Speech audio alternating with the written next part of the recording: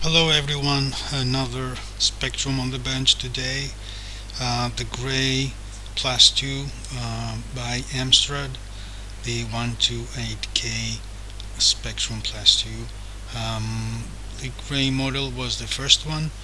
This model designed by Amstrad back in 85, 86, and it was based around the so-called toast rack model. So the internals, the PCB of this machine is pretty much like the 128K, the last one that Sinclair introduced back in 86.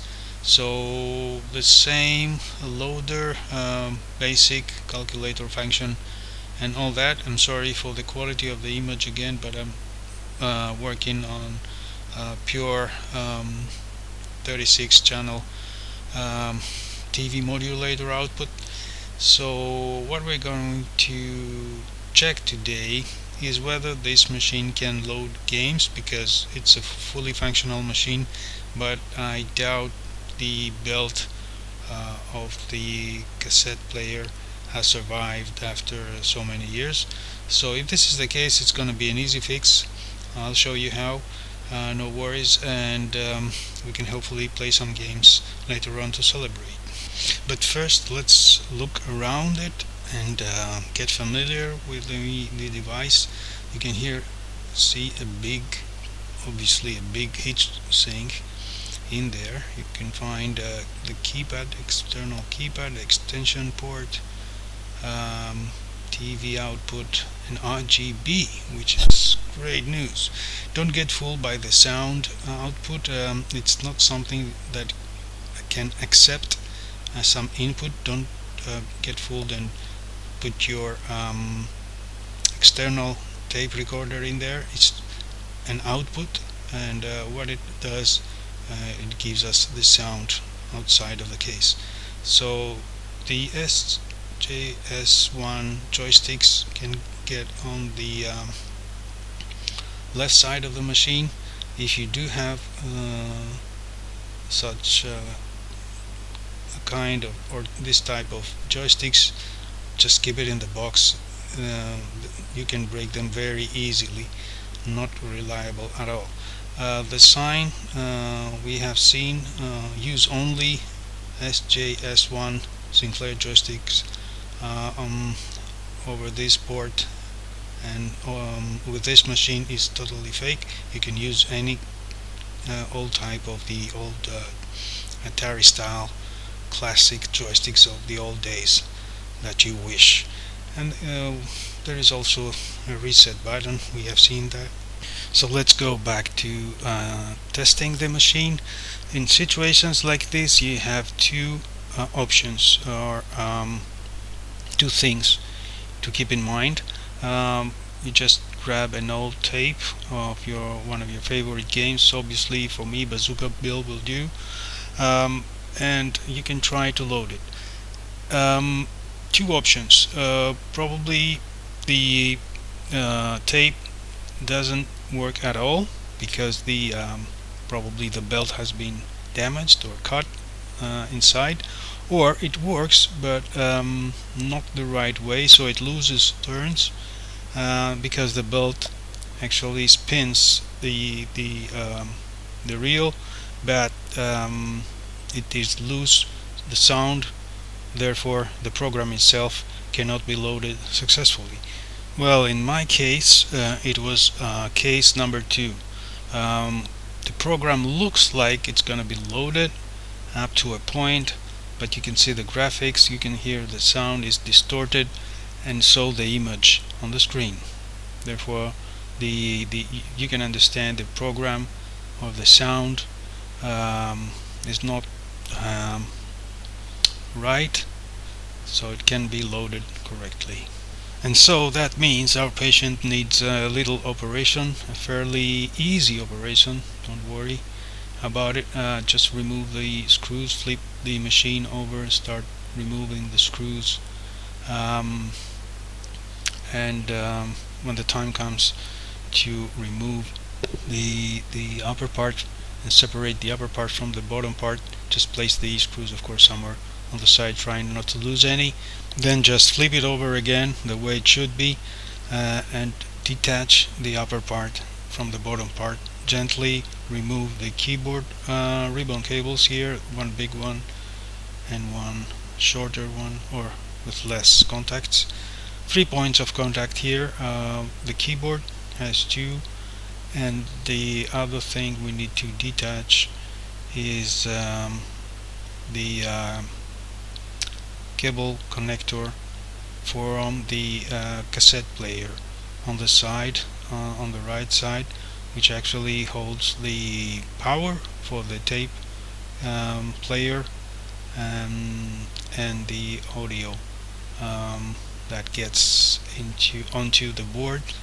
You cannot put it the other way around, don't worry, it won't let you, so just gently pull it from the main board like this, and when the time comes to put it back, there is only one way to put it back, so don't worry about it. Now we can already see the mechanism of the data set or the tape recorder. It's very easy to replace the belt, no hidden screws anywhere, nothing, or covers that you have to remove. It's simple and plain operation. Don't be in a hurry, never. Just take your time and investigate the problem. Here we can see we have 2 belts. The big roller drives this little roller, which leads or drives the reels, and all that the movement comes from the motor down there here. So just play a bit with your hand to see there is actual movement. That's why we could actually load the game and up to a point, but then you can see that this has been loose over the last 35 years. So I think, yeah, we need to place the new one. So the new one will take its place pretty soon.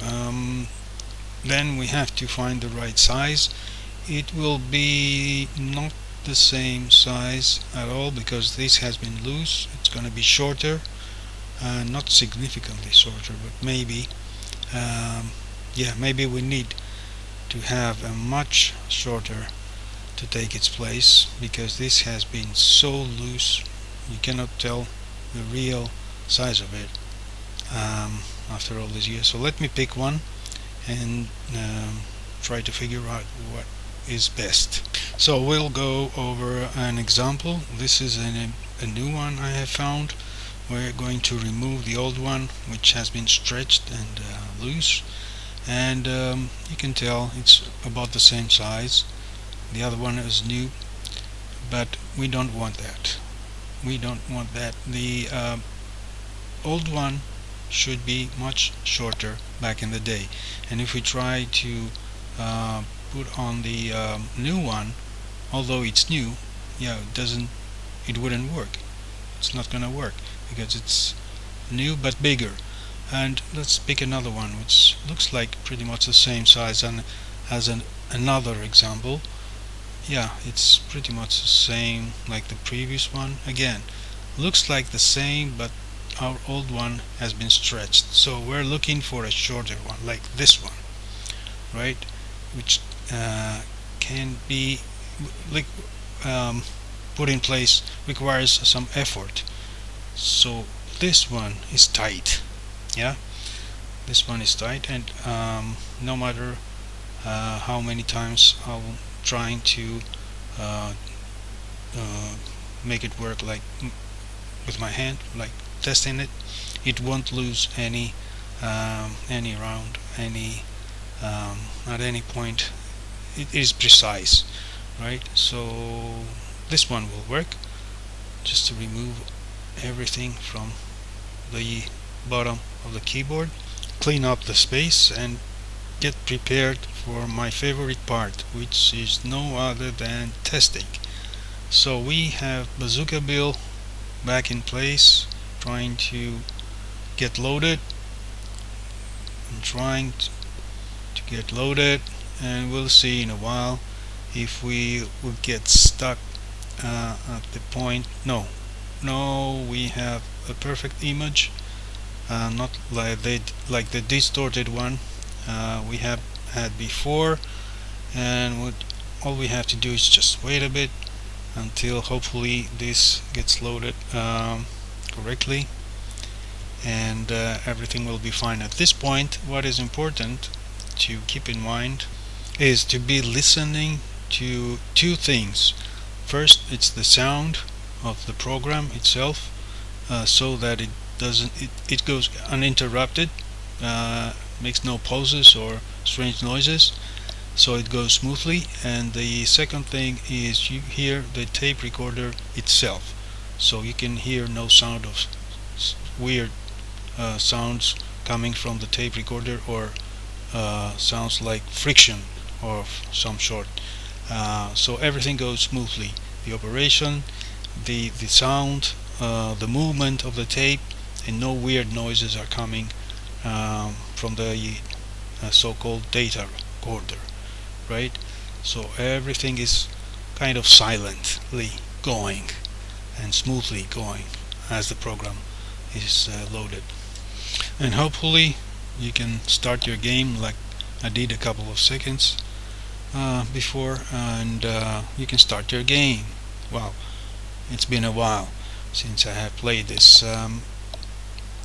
Yeah, everything went smoothly. It was an easy operation. It's always an easy operation when you just have to replace the belt for the Spectrum Plus 2. It's even easier than other systems, or even easier than changing the belt on a regular old school cassette player. It's very easy, and it is nice to be playing the old games again from the original tapes if you have the time to wait. That is a couple of other things now.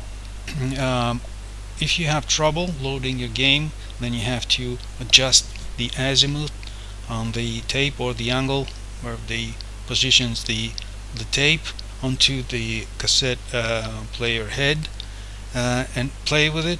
Just give it a try while listening to some music tape, or even the program itself, so you can hear the best sound, the best pitch you can get out of this tape. And the other thing is not to try only to load one tape, of course, so nobody can call it a lucky shot, right? So let's you know what, let's do both. So I have another tape here to test, and we have a little tiny screwdriver to adjust the azimuth. I did it previously. High pitch, high tone is what you need, and smooth operation of the tape recorder, the best, the highest pitch, the highest tone you can get. I picked this game because it's even suitable for 16K spectrums, and it takes just a little time to get loaded. But believe it or not, Cookie is one of my favorites. Yes, I like this game very much. So high pitch, high tone, try to get the azimuth positioned right, and try with another tape, and then another tape, so that you make sure that you have everything in place, and enjoy your evening playing retro games. So I guess we're done. That was an easy operation. I liked it very much, as I always. I enjoyed this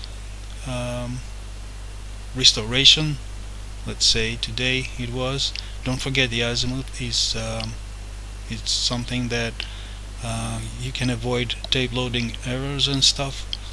And don't forget to choose the right size for the belt. Yeah, and thanks for watching. Consider subscribing if you like this retro stuff.